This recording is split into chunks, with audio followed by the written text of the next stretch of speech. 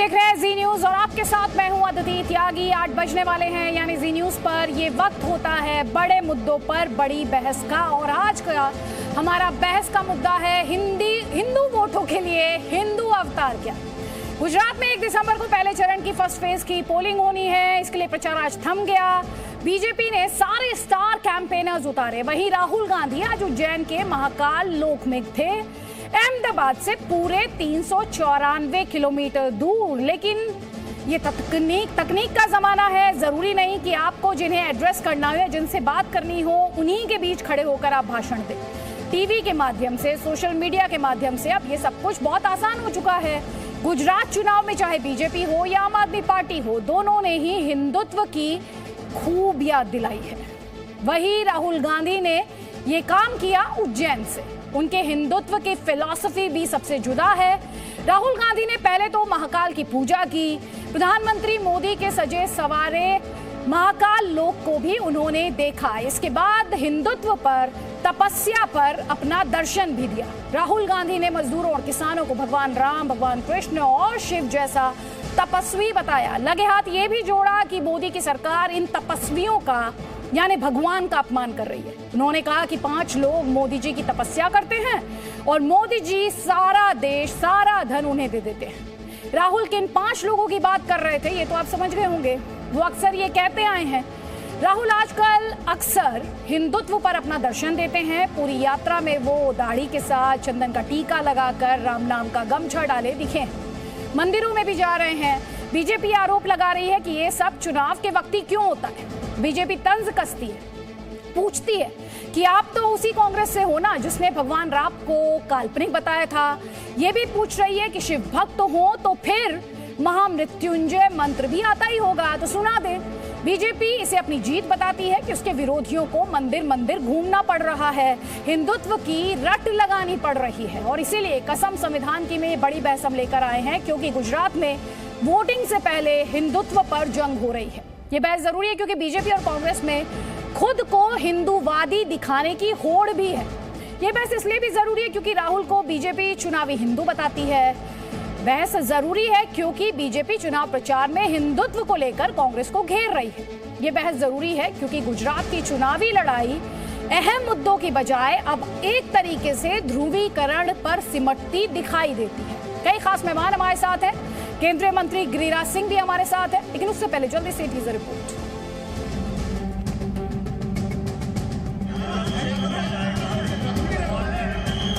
आज मैं महाकाल गया हूं तो तपस्या की बात करनी है। उन्हीं से सीखा हूं मैं, जो इस देश को भोजन देते हैं। करोड़ों किसान तपस्या करते हैं, रोज करते हैं, जिंदगी भर करते हैं। हिंदू धर्म कहता है कि तपस्वियों की पूजा होनी चाहिए, तो इस देश में तपस्वियों की पूजा क्यों नहीं हो रही है? जो तपस्या कर रहा है उसको इस देश की सरकार कुछ नहीं देती, और जो नरेंद्र मोदी जी की पूजा कर रहा है उसको सारा का सारे दे देती।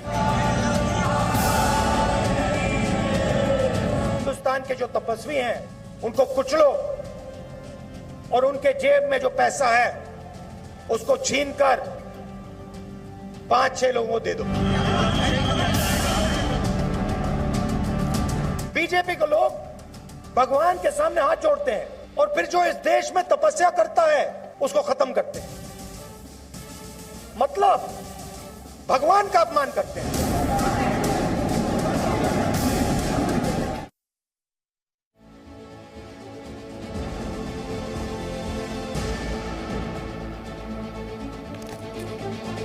तो कई खास मेहमान हमारे साथ हैं। बहस की हम शुरुआत करेंगे, लेकिन उससे पहले केंद्रीय मंत्री गिरिराज सिंह इस वक्त हमारे साथ हैं। गिरिराज जी, बहुत बहुत स्वागत है आपका जी न्यूज पर, अपना वक्त हमें देने के लिए। सबसे बड़ा सवाल तो जो अभी तस्वीरें हम अपने दर्शकों को दिखा रहे थे, राहुल गांधी उज्जैन में महाकाल लोक में पूजा अर्चना करते हुए, इन तस्वीरों को आप देख रहे हैं।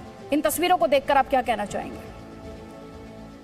देखिए, मुझे खुशी हो रही है कि जो व्यक्ति राहुल गांधी अपने दादाजी के मजार पर नहीं पहुंच पाए, मोदी जी ने सबको मंदिरों में साष्टांग करवा दिया, त्रिपुंड करवा दिया, कोट के ऊपर जनेऊ करवा दिया, कोई जन्माष्टमी को पैदा हो रहा है। जो लोग कल तक राम को काल्पनिक कह रहे थे, आज हुए लोग मंदिर मंदिर भटक रहे हैं। यही तो मोदी जी की खासियत है कि मोदी जी ने पूरे देश में उन सभी लोगों को जो कल तक केवल मस्जिद मस्जिद करते थे, आज हुए लोग भी मंदिर मंदिर करने लगे हैं। लेकिन साहब वो तो कह रहे हैं कि आप वोट वाले हिंदू हैं, आप वोट के लिए हिंदू हैं, दिखावे के हिंदू हैं, वो असली हिंदू हैं। किसी की सर्टिफिकेट, मैंने क्या कहा, जो व्यक्ति अपने दादाजी के मजार पर नहीं खुल के जा सकता या कह सकता कि मैंने उनके धर्म को नकार दिया है, वो व्यक्ति कभी मंदिर में नहीं जाता। लेकिन पिछले विधानसभा चुनाव से राहुल गांधी मंदिर मंदिर भटक रहे हैं। यूपी के अमेठी से भाग करके केरल के चले गए सेकुलर वोट के लिए। तो दिखावा किसका है, मुझे तो कुछ कहने की जरूरत नहीं है। मोदी जी आज भारत के संस्कार संस्कृति के परोधा बन रहे हैं, उसके पुनरुद्धार के। आज काशी विश्वनाथ से लेकर के, केदार से लेके, अयोध्या से लेके, सोमनाथ से लेके, महाकाल से ले, सारे जगह जीर्णोद्धार कर रहे हैं। इनमें अगर है तो मैं तो कह रहा हूं कि राहुल जी जरा आनंद से बोले कि मथुरा के मंदिर को जीर्णोद्धार, मथुरा के कृष्ण की जन्मभूमि को भी होना चाहिए। इसी तरह जैसे महाकाल के मंदिरों का जीर्णोद्धार या कॉरिडोर बना है, चाहे काशी विश्वनाथ के, नहीं बोल पाएंगे। ये वोट के सौदागर हैं ये लोग। कभी मस्जिद जाएंगे वोट के लिए, कभी मंदिर जाएंगे वोट के। लेकिन मुझे खुशी है, झूठा ही सही लेकिन मंदिर तो आए, हमें इसी की खुशी है। वाह रे मोदी। अच्छा, तो आप कह रहे हैं वाह रे मोदी, तो आप मोदी जी को क्रेडिट देंगे कि ये जो हिंदुत्व के ट्रैक पर दौड़ने की जो होड़ लगी हुई है, इसका क्रेडिट आप नरेंद्र मोदी को देंगे, प्रधानमंत्री को देंगे? हाँ, आज देश के अंदर देखिए न, केजरीवाल कह रहे हैं कल तक वो राम को काल्पनिक मान रहे थे, हनुमान के भक्त बन रहे हैं, जन्माष्टमी में पैदा ले रहे हैं, क्या क्या कर रहे हैं। तो ये तो मोदी का ही है कि आज जो सोनिया जी का पूरा परिवार कभी मंदिर गया कि नहीं गया, लेकिन आज जा रहे हैं, ये मुझे खुशी हो रहा है कि आज पूरा परिवार मंदिरों में जा रहे हैं। और इससे बड़ी बात और क्या हो सकता है। राहुल गांधी हो, सोनिया गांधी हो, प्रियंका गांधी हो, मैं तो खुश हो रहा हूं। और मैं मोदी को धन्यवाद देता हूं कि मोदी ने देश की राजनीति को की दिशा को बदल दी। जो कल तक लोग घृणा करते थे हिंदू के मंदिरों में जाने से, आज वो त्रिपुंड लगा रहे हैं, साष्टांग कर रहे हैं। वाह रे मोदी। थोड़ी देर पहले हमारी कांग्रेस पार्टी के नेता हरीश रावत जी से बात हो रही थी। वो कह रहे थे कि केदारनाथ में गर्भगृह को प्रसारित नहीं किया जा सकता, दिखाया नहीं जा सकता, लेकिन प्राइम मिनिस्टर जब वहां जाते हैं तो तस्वीरें सब जगह दिखाई जाती हैं। हिंदुत्व को इनकैश कराने की बात की जा रही थी। आप चिंता न करें, उनके पास इसके सिवा कोई शब्द नहीं है। मोदी तो गुमनाम जिंदगी बरसों तक उस हिमालय में बिताने का काम किया है। और आज मोदी जी ने लोगों को गांव-गांव यात्रा करने पर भी बाध्य कर दिया। मोदी जी ने आज भारत की राजनीति को एक नया दिशा देने का काम किया है, यही मैं कहूंगा। नहीं, आप कह रहे हैं गांव-गांव जाने के लिए मजबूर कर दिया, लेकिन वो तो ये भी आरोप लगा रहे हैं ना आपकी पार्टी पर कि आप ध्रुवीकरण की कोशिश करते हैं, आप देश में हिंदू मुसलमान कर रहे हैं। मैं कह रहा हूं कि मोदी आज एक ऐसा व्यक्तित्व का नाम है, अगर मैं कहूं कि वो सनातन के पुनरुद्धार के लिए एक अवतारित पुरुष के रूप में आया है, जो पूरी दुनिया में आज तक योग को भारत की संस्कृति से जुड़ा रहा, पूरे दुनिया में योग को स्थापित किया। आज पूरी दुनिया में भारत के मान मर्यादा को, चाहे आतंकवाद के रूप में, इन लोगों ने तो आतंकवाद को भी बढ़ावा दिया। इन लोगों ने भारत की संस्कृति से घृणा की। ये नहीं, नेहरू के जमाने से होता रहा। ये तो दिखावा कौन कर रहा है ये कहने की जरूरत नहीं है, लेकिन मोदी आज भारत में एक अवतारित पुरुष के रूप में पैदा लिया है, जो मोदी आज सबों को बाध्य कर दिया है राजनीति की दशा और दिशा बदलने में। आप दिखावे की बात कर रहे हैं, वो कह रहे हैं कि जो मैंने अभी पूछा कि ध्रुवीकरण की कोशिश आपकी पार्टी कर रही है, हिंदू मुसलमान आपकी पार्टी कर रही है, उस पर आप क्या जवाब देंगे? अच्छा, हिंदू मुसलमान हम कर रहे हैं? हिंदू मुसलमान तो जिंदगी भर कांग्रेस पार्टी ने मुसलमानों को कभी देश के मुख्य धारा में नहीं जुटने दिया, और हम कर रहे हैं। हम ये जरूर कह रहे हैं, सच को सच कहने की मुझे हिम्मत है। यही अंतर है। हम ध्रुवीकरण नहीं करते। ध्रुवीकरण तो कांग्रेस के लोग बरसों से करते आ रहे हैं। आज देश के अंदर में एक नई संस्कृति का देन हुआ है। मुसलमान के वोटों के लिए सब लोग एक क्या क्या नहीं कर रहे हैं। लेकिन मैं तो तीसरी बात कहना चाहता हूं, आखिर हम गुजरात में लोग कह रहे हैं ओवैसी को मुसलमान का वोट काट रहा है, मोदी को फायदा होगा। मैं कह रहा हूं, हिंदू का कौन देखेगा? हिंदुओं के साथ जो बरसों तक विभेद करके जातियों में बांटा गया, अगर आप देखते हैं मुसलमानों में भी कई जातियां हैं। आज थोड़ा सा वोट कटता है, ओबीसी काटे वो काटे, मुझे उससे कोई लेना देना नहीं, लेकिन मुसलमानों की वोट की चिंता सबको है, और हिंदू को तो इन लोगों ने बंधुआ मजदूर मान लिया है। नहीं, लेकिन आप असदुद्दीन ओवैसी की बात कर रहे हैं। असदुद्दीन ओवैसी को लेकर तो यही आरोप लगाते हैं आपके ओपोनेंट कि उन्हें बीजेपी की मदद करने के लिए भेजा गया है। वही तो मैं कह रहा हूं। मैं ये कह रहा हूं कि आज बिहार में महागठबंधन की राजनीति जाति ध्रुवीकरण कर रहा है। ये किसको मदद कर रहा है? ये भारत की राजनीति और बिहार की राजनीति और देश के राजनीति में अखिलेश जी क्या कर रहे हैं? ये छोटी छोटी पार्टियां क्या कर रहा है? हिंदुओं के वोटों को जातियों में बिखराव करने का काम कर रहे हैं कि नहीं कर रहे हैं?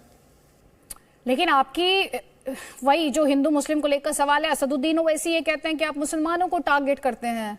वो ये कहते हैं कि आप मुसलमानों के साथ भेदभाव करते हैं। मैं भेद नहीं करता। मैं पूछता हूं, मैं जिस विभाग का मंत्री हूं, देश में 2,95,00,000 मकान देने का काम किया, प्रधानमंत्री आवास।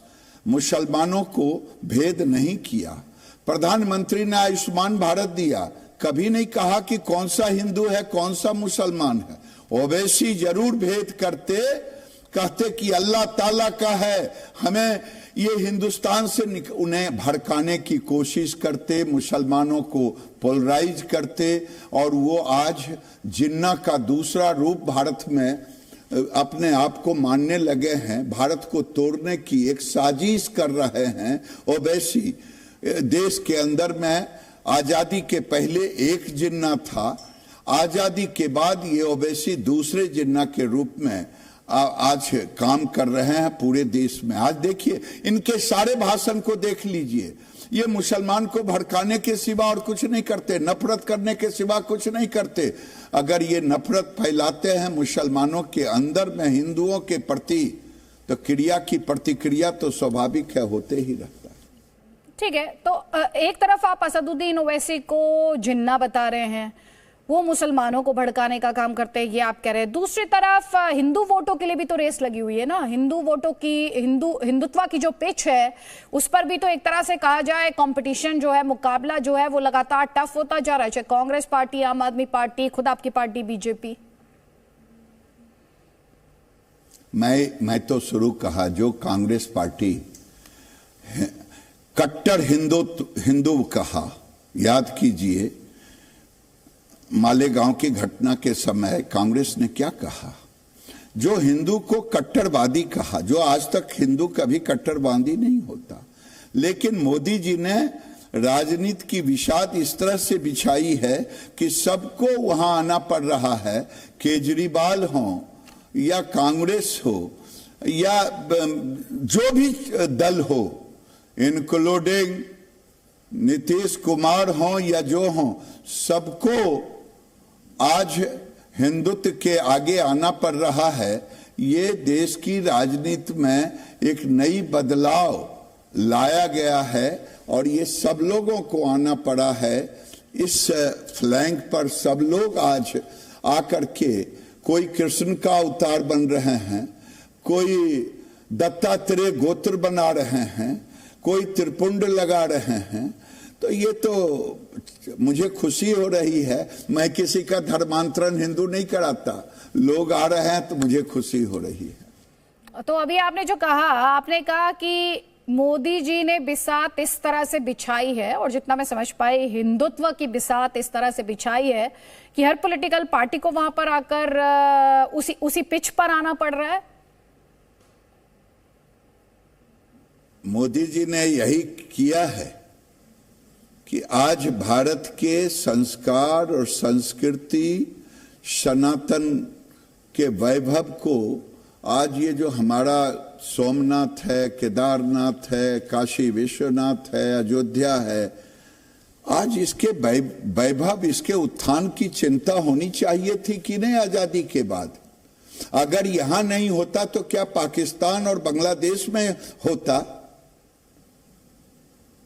तो अगर मोदी ने किया और ये सनातन धर्म को मानने वालों को अच्छा लग रहा है, तो अब इन लोगों को खुजली हो रही है, तो अब ये त्रिपुंड लगा रहे हैं, कृष्ण का अवतार बन रहे हैं, दत्तात्रेय गोत्र बना रहे हैं। ये तो मुझे खुशी हो रही है कि बाहर है मोदी। आप कह रहे हैं आपको खुशी हो रही है, लेकिन आप उन्हें लेकर क्रिटिकल क्यों है? क्योंकि पूजा करने का अधिकार तो इस देश में सबका है, वो उनका भी है। मैं तो खुश हो रहा हूं, जो आदमी अपने दादाजी के मजार पर नहीं जाता, वो आदमी अगर मंदिरों में त्रिपुंड लगा रहा है तो मैं तो खुश हो रहा हूं। मेरी खुशी आप नहीं समझ सकते हैं। देश के तमाम हिंदुओं को खुशी हो रही है कि चलो, मैंने सुना था बचपन में कि राजीव गांधी को 2 बच्चे हैं छोटे, तो वो पोप आए थे, उनसे इन्होंने दीक्षा ली थी। लेकिन आज मुझे खुशी हो रही है कि मोदी जी ने ऐसी राजनीतिक माहौल क्रिएट किया है कि दत्तात्रेय गोत्र हो गया, त्रिपुंड लग गया, इससे अच्छा और क्या हो। लेकिन आप जो कह रहे हैं कि मोदी जी की बिसात हिंदुत्व की पिच पर हर पॉलिटिकल पार्टी आ रही है, अब उसे आना पड़ रहा है, ओवैसी को छोड़ दिया जाए तो वोट तो, अगर ये पॉलिटिकल बिसात है, वोटों की बिसात है, तो वोट तो आप ही का बटेगा, बीजेपी का ही बटेगा ना। उस दिन बीजेपी को होगा कि सब खुश हो जाएंगे। आज जो एक साजिश चल रही है भारत के अंदर गजवाए हिंद का, ये ओवैसी जैसे लोग भारत में, तो ये तो मेरे लिए खुशी का होगा कि गजवाए हिंद को हम काट कर पाएंगे। तो गुजरात को लेकर, चलिए जाने से पहले गुजरात के इलेक्शंस को लेकर आपकी भविष्यवाणी क्या है? आपको कितनी सीटों की उम्मीद है? मैं भविष्यवाणी करता नहीं, लेकिन ये जरूर कहता कि जो नरेंद्र मोदी ने गुजरात में 2000 के पहले के गुजरात कांग्रेस ने 4 दशक 5 दशक तक वहां राज किया, 5 दशक तक, और आज मोदी जी ने एक माहौल कच्छ जैसे डिजर्ट में, जहां की पानी तक का नहीं, वहां पानी पहुंचाया, उद्योग पहुंचाया, माहौल क्रिएट किया। लोग आज मोदी को भगवान के रूप में देख रहे हैं और मोदी 2/3 मेजोरिटी से वहां जीतेंगे। ठीक है, आप कह रहे हैं 2/3 मेजोरिटी से बीजेपी वहां पर आ रही है, कांग्रेस को कितनी सीटें देंगे आप? कांग्रेस के लिए तो सबसे बड़ी शर्म की बात है, जो जितनी पिछली सीटें थी अगर वो आधी बचा लें तो उनके लिए बहुत बड़ी बात है। आपकी पार्टी तो कांग्रेस आधी भी नहीं बच रही है। आपकी पार्टी 2 दर्जन तो सीट आ जाए कांग्रेस को, यही बहुत है। ठीक है, 2 दर्जन सीटों की बात कह रहे हैं और दूसरी तरफ आपकी पार्टी का तो नारा रहा कांग्रेस मुक्त भारत। अच्छा, ये क्यों ना हो जिस पार्टी ने पार्टी को अपना एक बपौती मान लिया हो, जैसे पहले राजे रजवाड़े होते थे। कांग्रेस में तो एक ही परिवार का है ना, नेहरू जी हटे, इंदिरा जी आई, इंदिरा जी के बाद राजीव गांधी का खानदान, यही खानदान की ही तो पार्टी है। आज अध्यक्ष भी बनाए हैं ऐसा कि मैं इस कुछ कहूंगा नहीं, वरिष्ठ हैं वो, बेचारे कुछ बोलते भी हैं तो पूछ करके बोलते हैं। और हमारे आसाम के मुख्यमंत्री ने तो कहा, एक फोटो तो दिखा दीजिए कि खड़गे जी के साथ कल राहुल गांधी ने चाय तो पिया है, ये भी चित्र दिखा दीजिए। मल्लिकार्जुन खड़गे ने रावण का भी जिक्र किया था, 100 सिर वाले रावण का। देखिए, खड़गे जी ने मोदी जी को रावण कहा है, 10 शीश कहा है। मैं कहता हूं कि 100 सिर कह रहे हैं रावण को, जो भी कहा हो। कांग्रेस ने या जिन लोगों ने मोदी को जब जब गाली दिया है, हत्यारा कहा था, खून का सौदागर कहा था, यही सोनिया गांधी ने मौत का सौदागर कहा था, और गुजरात के लोगों ने उसका जवाब दिया था। और आज मैं कह रहा हूं, जो लोग गुजरात को कहा है कंस हैं, जो लोग कह रहे हैं मोदी को गाली दे रहे हैं, गुजरात की जनता 8 तारीख को मत के जब ईवीएम का रिजल्ट आएगा तब आपको पता चलेगा कि मोदी से लोग कितना प्यार करते हैं। केंद्रीय मंत्री गिरिराज सिंह जी, बहुत बहुत शुक्रिया जी न्यूज से इतनी डिटेल में बात करने के लिए। सर बहुत बहुत आभार, धन्यवाद। कई और खास मेहमान इस वक्त हमारे साथ हैं। हमारे साथ कांग्रेस पार्टी का पक्ष रखने के लिए अभय दुबे जी हैं, हमारे साथ मोहम्मद फरहान हैं एआईएमआईएम का पक्ष रखने के लिए, और हमारे साथ आरपी सिंह हैं कांग्रेस पार्टी का पक्ष रखने के लिए। अभय दुबे जी, आपने सुना केंद्रीय मंत्री गिरिराज सिंह, वो ये कह रहे हैं कि क्रेडिट नरेंद्र मोदी को देना चाहिए कि अब राहुल गांधी की भी इस तरह की तस्वीरें आने लगी हैं, वो तस्वीरें जिन्हें लेकर जब वो बीजेपी के नेताओं की आया करती थी तो कांग्रेस पार्टी काफी क्रिटिकल रहा करती थी, हमला बोला करती थी। आपका जवाब? देखिए, बहुत निराश हैं भारतीय जनता पार्टी के लोग, और उनको शोभा नहीं देता मोदी जी के लिए बिसात जैसे शब्दों का प्रयोग करते हैं। एक बार पूछिएगा मोदी जी से, कभी आप इंटरव्यू करें, कि वो प्रतिपक्षी नेताओं के खिलाफ बिसात बिछाते हैं क्या? अरे क्यों भगवान और भक्त के बीच में आप खड़े होकर पाप और श्राप के भागी बनते हैं? अगर वो मानसरोवर की पदयात्रा करते हैं कई किलोमीटर की, कई दिनों तक, तो तकलीफ है। सोमनाथ जाते हैं तो तकलीफ है, बद्री केदार की पदयात्रा करते हैं तो तकलीफ है, महाकाल के दर्शन करने जाते हैं तो तकलीफ। पीड़ा किस बात की है आपको? राहुल गांधी ने तो साफ कहा कि ये भारत जोड़ो यात्रा मेरी गैर राजनीतिक यात्रा है और नफरत में मेरे सम्मुख किसी के प्रति मैं नफरत नहीं करता। आज गुजरात चुनाव में मैं अभी रास्ते में ही हूँ, मैं सूरत से अहमदाबाद की तरफ लौट रहा हूं। मैं देख रहा हूं जनता का बहुत अच्छा प्रतिसाद है। मोदी जी ने कल बाटला एनकाउंटर का प्रश्न उठाया, जनता ने कहा कि साहब वो बाटले का दाम बताइए मोदी जी, गैस का बाटला, यहाँ पर गैस को बाटला कहा जाता है, वो कहते हैं 400 रुपए का 1000 रुपए हो गया, जीना दूभर कर दिया आपने। दाल तेल 200 रुपए पार हो गए, पेट्रोल डीजल 100 रुपए पार हो गया, उसका जवाब नहीं देंगे। आज भी गुजरात में जहरीली शराब से लोग मरे हैं, तिल तिल कर, तड़प तड़प कर।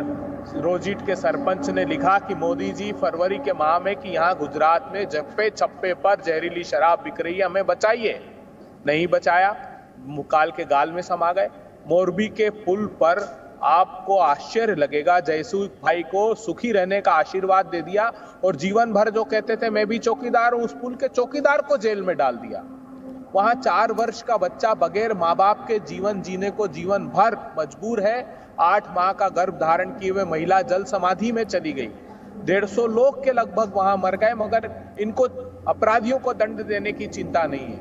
22 परीक्षा पेपर लीक हुए गुजरात में। अभी मैं गुजरात के छात्रों से बात कर रहा था, उनको बड़ी वेदना और पीड़ा थी इस बात की। 2,84,000 2.84 लाख केसेस साइकोट्रोपिक सब्सटेंस के, नार्कोटिक ड्रग्स के और प्रोहिबिशन के, शराबबंदी के। इंडिया में सबसे ज्यादा, हिंदुस्तान में सबसे ज्यादा शराब का हब बनाकर छोड़ दिया गुजरात को। किस दिशा में गुजरात प्रांत को ले जाना? ठीक जवाब लीजिए। आरपी सिंह ये कह रहे हैं कि राहुल गांधी अगर मंदिर जाते हैं तो आपको तकलीफ क्यों होती है? राहुल गांधी तो पहले से मंदिर जा रहे हैं और ये गैर राजनीतिक उनकी यात्रा है, भारत जोड़ो यात्रा। जी वो मंदिर जाएं, अच्छी बात है, स्वागत है। उनके मन में भी शिव के प्रति, भगवान शिव के प्रति या भगवान राम के प्रति कोई भावना जागृत हो, अच्छी बात है। परंतु ये वही कांग्रेस पार्टी है जिन्होंने कहा था कि राम काल्पनिक है, इस देश के राम काल्पनिक हैं। ये हल्फनामा दाखिल किया था कोर्ट के अंदर और डटकर विरोध किया था कि अयोध्या का मामला 2019 के पहले ना हो, बाद में हो, चुनाव से जोड़ दिया था कि मंदिर ना बन पाए, मंदिर को लेकर फैसला ना आए। याद है कांग्रेस के ही सब लोग थे, कहीं और के लोग भी थे। तो सबको जानकारी है कि किसका कैसा कैरेक्टर है, किसका क्या चरित्र है, सबको जानकारी है। परंतु हम तो स्वागत कर रहे हैं, हम तो कह रहे हैं अच्छी बात है। और देश के अंदर सबके मन में सनातन के प्रति, हिंदुत्व के प्रति कोई भावना जागती हो तो अच्छी बात है। ये वही पार्टी है जिन्होंने कहा था हिंदुत्व आतंकवाद की परिभाषा पहली बार लेकर आए थे, जो शब्द था पहली बार लेकर आए थे। इन्होंने कहा था अमेरिका के एम्बेसडर को कि देश को हिंदुत्व आतंकवाद से ज्यादा बड़ा खतरा है बनस्पत की लश्करे तोबा से। ये राहुल गांधी के शब्द, किसी और के शब्द नहीं है। समझौता एक्सप्रेस के जो लोग थे यहाँ पर, उनको छोड़ दिया गया, उनको जाने दिया गया। क्यों? क्योंकि हिंदुओं को आतंकवादी ठहराना था। मालेगांव के मामले में सबको जानकारी, तो लगातार आधा मिनट ये सब बातें पहले भी कही गई हैं, वही सवाल बार बार पूछे जाते हैं। लेकिन यहाँ पर आपकी तरफ से भी तो कहा जाता है सर, वो शिव भक्त है तो कहा जाता है कि मां मृत्युंजय का मंत्र का जाप करके सुनाइए। सर अब ये क्या बात हुई सर? हमारा प्रश्न वो नहीं है कोई किसका जाप करें नहीं करें, वो मन में क्या प्रेयर करते हैं और बाहर क्या जाप करते हैं, इससे फर्क पड़ता नहीं। मुझे तो सुब्रमण्यम स्वामी का वो भी याद है बयान, जिसपे आज तक कोई टिप्पणी आई नहीं कि उनके घर के अंदर चर्च बना हुआ, 10 जनपद के अंदर चर्च है। मुझे नहीं जानकारी, ऐसा सुब्रमण्यम स्वामी ने एक बार कहा था, उस पर आज तक कोई टिप्पणी नहीं। परंतु जो मैं मूल विषय पे जा रहा था कि ये वो पार्टी है जिन्होंने शाह बानो का मामला उठा दिया था। क्यों? उनको एक पर्टिकुलर कम्युनिटी के लोगों को खुश करना था। देश के संसाधनों पर अगर किसी का पहला अधिकार है तो वो मिनॉरिटीज का है, तो ब्रैकेट में मुसलमानों का है। ये बयान है प्रधानमंत्री जी का, जो इनकी सरकार के प्रधानमंत्री जी थे। तो किस प्रकार के हिंदू हैं, किस प्रकार की सोच है, नहीं, लेकिन आरपी सिंह जी चलिए मान लेते हैं एक सेकंड के लिए, आप शाह बानो की बात करते हैं, आप राम मंदिर को काल्पनिक बताने की बात करते हैं। आज अगर वो पश्चाताप कर रहे हैं तो भी आपको वो एक्सेप्ट नहीं हो रहा? तब भी आप सवाल उठा रहे हैं। इस देश की संस्कृति के अंदर, मूल संस्कृति के अंदर सब विश्वास करें, हम तो उनका स्वागत करते हैं। ठीक है, अभय दुबे जी का जवाब ले लीजिए। अभय दुबे जी, देखिए अदिति जी, विडंबना देखिए, और मैं आपको मेरे सनातन धर्म के बारे में बताऊं। पहले तो मैं भगवान शंकर के चरणों में नमन करता हूं। आदि अनादि अनंत अखंड अभेद अखेद सुबेद कहावे, अलख अगोचर रूप महेश को जोगी जति मुनि जान न पावे। भगवान शंकर के स्वरूप को जोगी जति मुनि नहीं जान पाए तो भारतीय जनता पार्टी क्या जानेगी? द्वापर में भगवान श्री कृष्ण के खिलाफ कंस ऐसे ही षड्यंत्र किया करते थे। भगवान प्रभु श्री राम के खिलाफ रावण का षड्यंत्र सबके सामने है। भगवान शंकर के खिलाफ भस्मासुर का षड्यंत्र सब जानते हैं।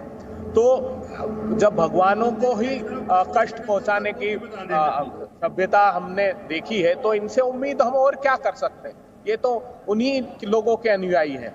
मैं ये पूछना चाहता हूं इनसे विनम्रता पूर्वक कि भगवान राम के सेतु को तोड़ने का सबसे पहला संकल्प किसने लिया था? भारतीय जनता पार्टी ने 1998 में तमिलनाडु का भाषण उठाकर देखिएगा अटल बिहारी वाजपेयी का, कहा कि मैं अन्ना का स्वप्न साकार करने आ रहे हैं। वही 11th अलाइनमेंट स्वर्गीय अरुण जेटली साहब के दस्तावेज को उठाकर देखिए। यशवंत सिन्हा साहब ने बजट में 2000-2001 में प्रावधान रखा उसको तोड़ने का। यहाँ हमको दुआई देते हैं, आप छोड़िए। आप ये बात बताइए कि देश के सारे संसाधन दो धन्ना सेठों तक क्यों सीमित रखना चाहते हैं आप?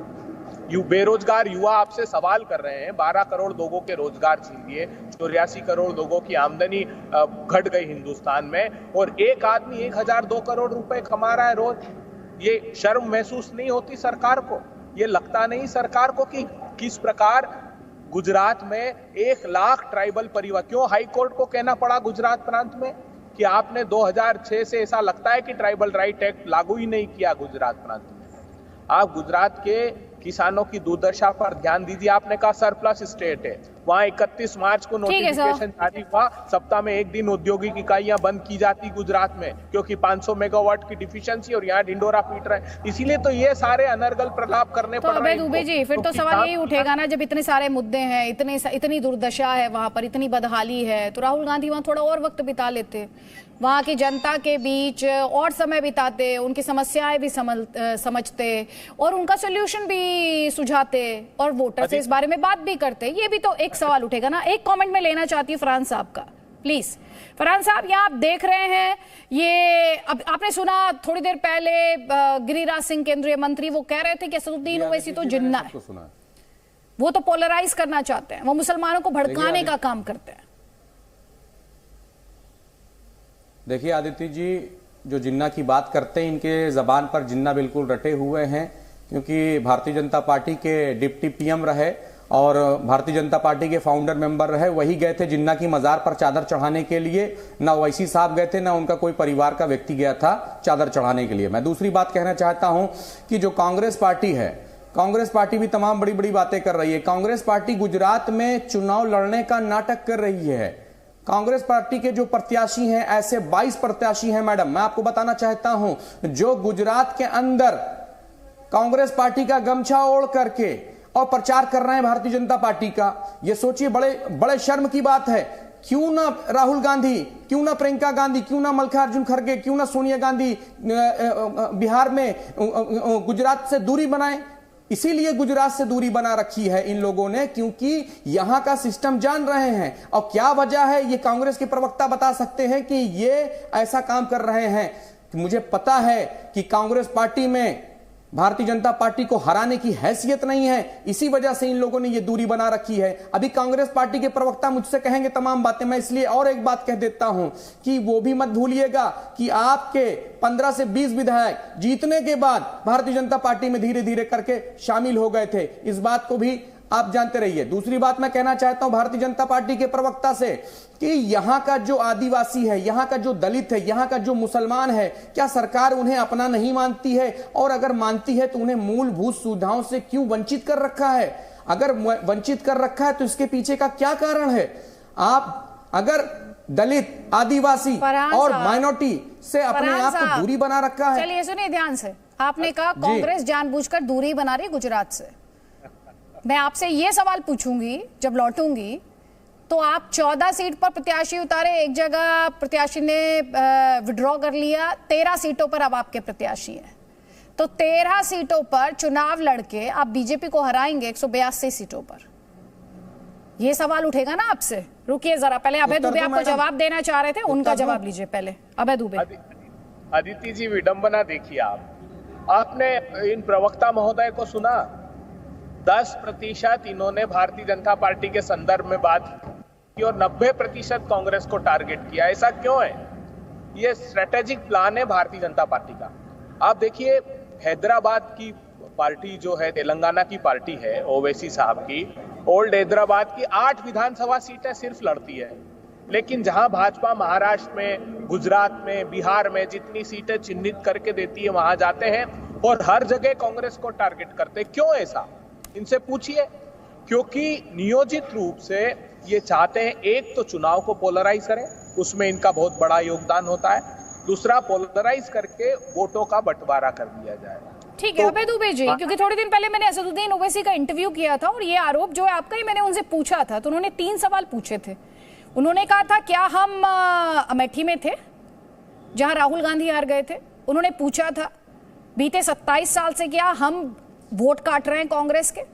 और उन्होंने 2019 के लोकसभा इलेक्शंस को लेकर भी डेटा दिया था। उन्होंने पूछा था सीधे टक्कर थी बीजेपी और कांग्रेस में, वहां कांग्रेस पार्टी कुछ क्यों नहीं कर पाई? अदिति जी, बड़ा सवाल अब अगली बार जब आप उनका इंटरव्यू करें तो ये पूछिएगा। मैं आपको एक रिसर्च भी भेज दूंगा। जितने सांप्रदायिक विषय भारतीय जनता पार्टी उठाती है उस पे एकमात्र व्यक्ति देश भर में है जो सारे चैनलों पर बैठकर पूरे देश के वातावरण को पोलराइज करता है। क्यों करते हैं वो, ऐसा पूछिए इनसे। हमने तो मुखरता से 10 दिन तक आवाज नहीं उठाई। हम जानते थे हम देश के इस सामाजिक सद्भाव को बरकरार रखना चाहते हैं, इसलिए हमने गुजरात में जो पीड़िता थी बिल्किस बानो, कांग्रेस पार्टी लगातार 10 दिन तक उस विषय को उठाती रही। हम अगर चाहते तो उस पर बात नहीं करते। उसके बाद फेस सेविंग एक्सरसाइज में ओवैसी साहब की पार्टी आई। अब इसको छोड़ दीजिए। मैं भारतीय जनता पार्टी से विनम्रता पूर्वक पूछना चाहता हूं कि ये बताइए, गुजरात में अगर इतनी अनुकूल परिस्थिति थी, पिछली बार सिर्फ 7 सीटों का अंतर रहा। जब से मोदी जी वहां आए हैं 2002 में 127 सीटें, 117, 115, पिछली बार 99, और हमने जब प्रचंड बहुमत से जीती थी तो 149 सीटें। ठीक है, लेकिन वो कब हुआ था? 27 साल से क्यों सत्ता से आउट नहीं कर पाए बीजेपी को, सवाल उठेगा। और अभय दुबे जी, असदुद्दीन ओवैसी से मैं जब भी बात करती हूँ तो जितने भी पोलराइज करने वाले मुद्दे हैं उन सब पर सवाल उठाती हूँ। आप मेरे इंटरव्यूज देखिएगा सर, कुछ क्लिप्स मैं आपको भेज दूंगी। हमारे साथ बीजेपी के महासचिव कैलाश विजयवर्गीय जी हैं। कैलाश विजयवर्गीय जी, यहाँ पर आप सुन रहे हैं कांग्रेस पार्टी तमाम मुद्दे उठा रही है। अभी आपने अभय दुबे जी को सुना, वो कह रहे हैं जब बीजेपी डर जाती है तो धर्म की पिच पर आ जाती है। देखिए, ऐसा नहीं है। मुझे लगता है कि फ्रस्ट्रेशन में कांग्रेस डर रही है, क्योंकि पिछली बार भी आप देखिए शुरुआत से गुजरात चुनाव में जब पहले चुनाव हुए तो सबसे पहले सोनिया जी ने कहा था ये क्यों फ्रस्ट्रेशन में इस प्रकार के शब्द निकलते हैं। रात जब मोदी की सभा होती है तो हजारों की संख्या में लोग आते हैं, कांग्रेस की सभा होती है तो पैसे देने के बाद भी लोग इकट्ठे रहते हैं। ये फ्रस्ट्रेशन है। जब भी चुनाव आते हैं तो हम कभी प्रधानमंत्री को नीच कहना, कभी प्रधानमंत्री को मवाली कहना, इस प्रकार के शब्द का उपयोग कांग्रेस का फ्रस्ट्रेशन के कारण होता है।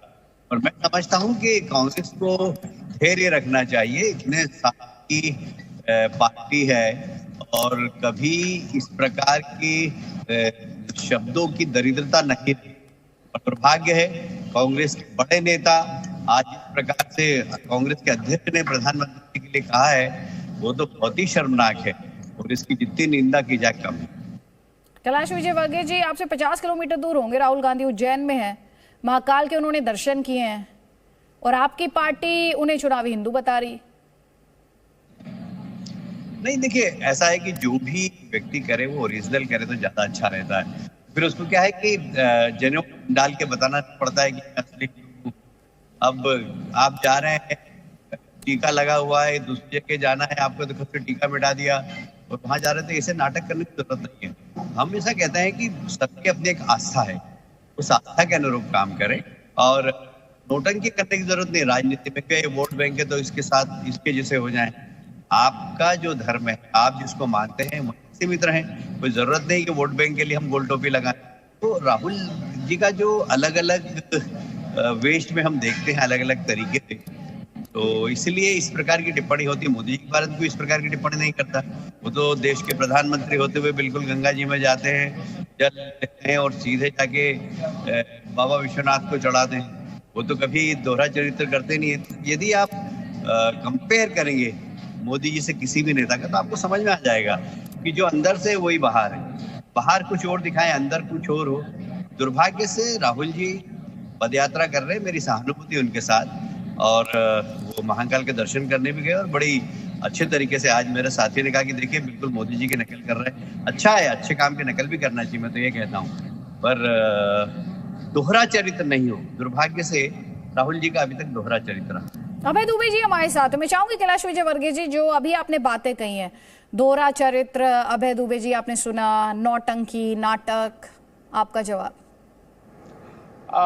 देखिए, मेरे अग्रज हैं कैलाश जी और मैं बड़ा आदर करता हूं उनका, मगर विनम्रता पूर्वक कहना चाहता हूं कि